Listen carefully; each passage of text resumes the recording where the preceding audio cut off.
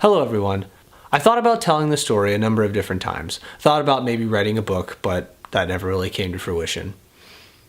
This is a pretty difficult story to tell, so that's exactly why I'm going to do it. So here it goes. It all started in 2005, the summer after my freshman year of college. I was 19.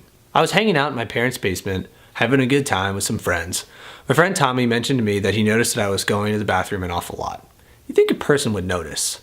I always just came up with some excuse as to why I was going to the bathroom regularly. Spicy food or something like that. But over the next couple of weeks, I did notice that I was going to the bathroom an awful lot. Not just a lot, but with a pretty significant sense of urgency.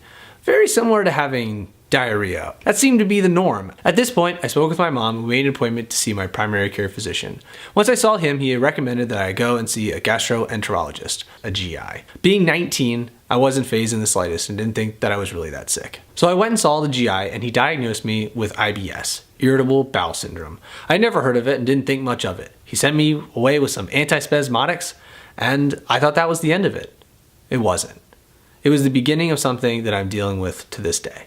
So let's jump ahead to the summer of 2006, 2 weeks before I had to go back to school. I'd been going to the bathroom an inordinate amount of time over the past year and decided that seeing a GI again would be a good idea. I went back to the same practice but saw a different doctor this time. Once I told him about all my symptoms and everything that happened and how I was diagnosed with IBS, he was upset that the other doctor hadn't done any diagnostic tests to find out what I actually had. I didn't know that I needed to get any tests done. How could I have possibly known that? I was 19, I thought I was invincible and that this was just temporary. Due to the limited amount of time before I went back to school for the year, I had to get a sigmoidoscopy as opposed to a full colonoscopy. I'll spare you on the details on that for now. As it turns out, I didn't actually have IBS. What I actually had was an autoimmune disease that would have lasting repercussions on my life forever. It's an inflammatory bowel disease that affects the colon with inflammation and ulcers. Of course, I didn't know any of this at the time, let alone even know what the words ulcerative colitis even meant. As I didn't really know anything about the illness, I was pretty optimistic. I was given some medicine and sent on my merry way, thinking that I was actually going to be just fine. Turns out, I wasn't. So this is the story I'm going to share with you. I want people to know that they aren't alone.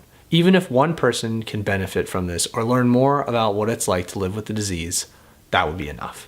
This time, I'm not changing the subject. If you know anyone with UC or anything similar, please pass this on to them. I'm going to tell you my story with as much honesty as I possibly can. And for the rest of you, aren't you interested in finding out what it's like for someone to live without a colon? I know that my friends ask pretty regularly, and I find myself drawing pictures of my insides way too often. Also, you'll get to learn a little bit about my strict and ever-changing diet. It also is a good explanation for why I've done a bathroom review series and talk about poop so often. Thanks for watching.